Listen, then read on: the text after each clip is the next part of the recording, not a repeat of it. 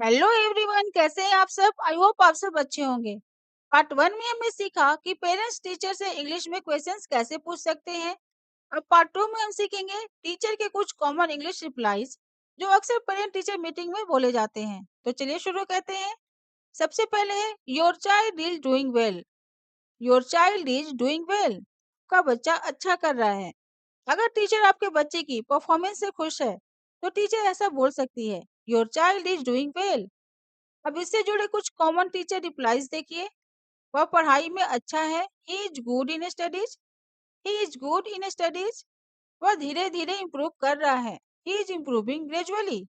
धीरे धीरे को इंग्लिश में ग्रेजुअली बोलते हैं, ही इज इम्प्रूविंग ग्रेजुअली। वह क्लास में एक्टिव रहता है, he is active in class. He is active in class. वह मेहनती बच्चा है, he is a hard working child. He is a hard working child. अगर टीचर ऐसा बोले तो इसका मतलब है कि आपका बच्चा ओवरऑल अच्छा कर रहा है। फ्रेंड्स, ये इंग्लिश स्पीकिंग के लिए बुक्स है। अगर आप इंग्लिश स्पीकिंग को स्टेप बाय स्टेप सीखना चाहते हैं तो आप इस बुक को रेफर कर सकते हैं। यह बुक खासकर हिंदी मीडियम स्टूडेंट्स के लिए बहुत अच्छी है क्योंकि इसमें हिंदी टू इंग्लिश बहुत आसान और अच्छे तरीके से समझाया गया है, जिससे आपको सीखने और समझने में काफी मदद मिलेगी। इसकी डिटेल्स आपको डिस्क्रिप्शन में मिल जाएगी। और अब चलिए आगे बढ़ते हैं। He is active in class. वह क्लास में एक्टिव रहता है। अगर टीचर आपके बच्चे की पार्टिसिपेशन की तारीफ करे तो वे कह सकती है, he is active in class. अब इससे जुड़े कुछ सेंटेंसेस देखिए। वह एक्टिविटीज में हिस्सा लेता है, he takes part in activities. He takes part in activities. वह क्वेश्चंस का आंसर देता है, he answers questions in class. वह क्वेश्चंस का आंसर देता है, he answers questions in class. वह क्लास डिस्कशन में पार्टिसिपेट करता है, he participates in class discussions. He participates in class discussions. इसका मतलब है कि बच्चा क्लास में इन्वॉल्व रहता है। नेक्स्ट सेंटेंस देखते हैं। He needs more practice. उसे और प्रैक्टिस की जरूरत है। अगर टीचर को लगे कि बच्चा और अच्छा कर सकता है तो टीचर ऐसा बोल सकती है, he needs more practice. He needs more practice. अब इससे जुड़े यूजफुल सेंटेंसेस देखिए। उसे राइटिंग पर काम करना चाहिए, he should work on his writing. He should work on his writing. उसे रीडिंग इम्प्रूव करना चाहिए, he should improve his reading. उसे रीडिंग इम्प्रूव करनी चाहिए, he should improve his reading. उसे मैथ्स में थोड़ा और ध्यान देना चाहिए, he needs to focus more on maths. He needs to focus more on maths. अगर वह रेगुलर प्रैक्टिस करे तो बेहतर होगा, he will do better if he practices regularly. He will do better if he practices regularly. इसका मतलब यह नहीं है कि बच्चा कमजोर है, बल्कि इसका मतलब यह है कि उसे थोड़ी और मेहनत करने की जरूरत है। नेक्स्ट सेंटेंस देखिए। ही इज इम्प्रूविंग, जिसका मतलब होता है वह सुधार कर रहा है। अगर टीचर को लगे कि बच्चे पहले से बेटर हो रहा है तो वे कह सकती है, he is improving. He is improving.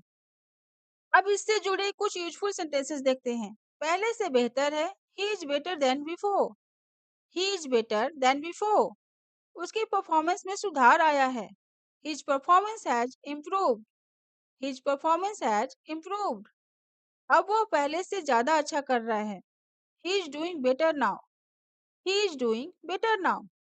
यह सेंटेंसेस पेरेंट्स के लिए पॉजिटिव साइन है।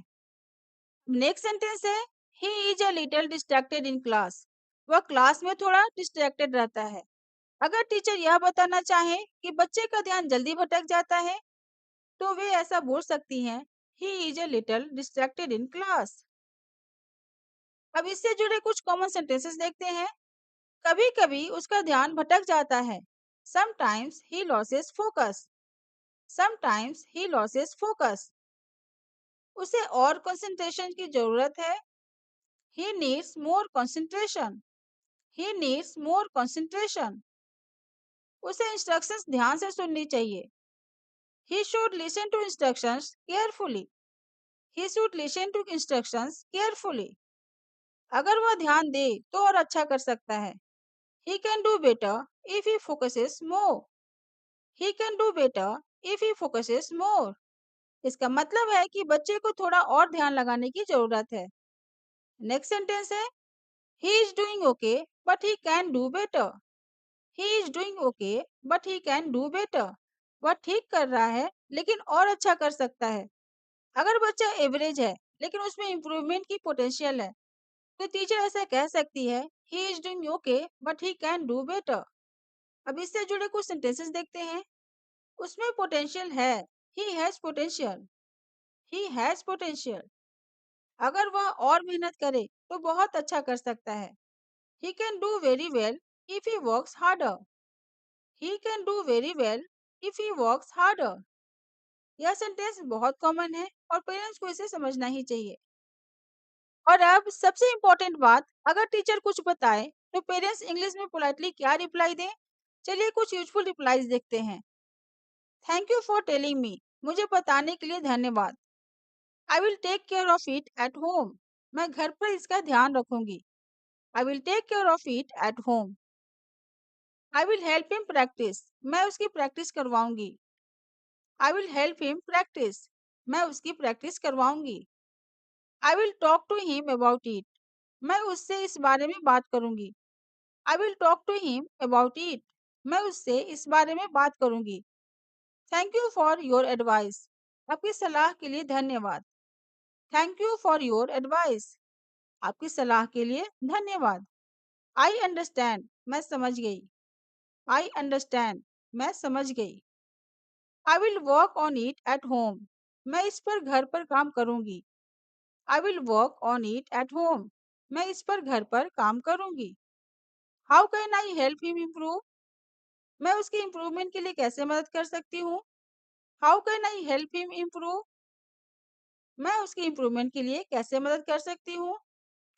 What should he practice more. उसे किस चीज की ज्यादा प्रैक्टिस करनी चाहिए। What should he practice more. Thank you for your guidance. आपके मार्गदर्शन के लिए धन्यवाद। Thank you for your guidance. आपके मार्गदर्शन के लिए धन्यवाद। अब कुछ इंपॉर्टेंट वोकैबुलरी भी देख लेते हैं ताकि टीचर के रिप्लाई समझना और आसान हो जाए।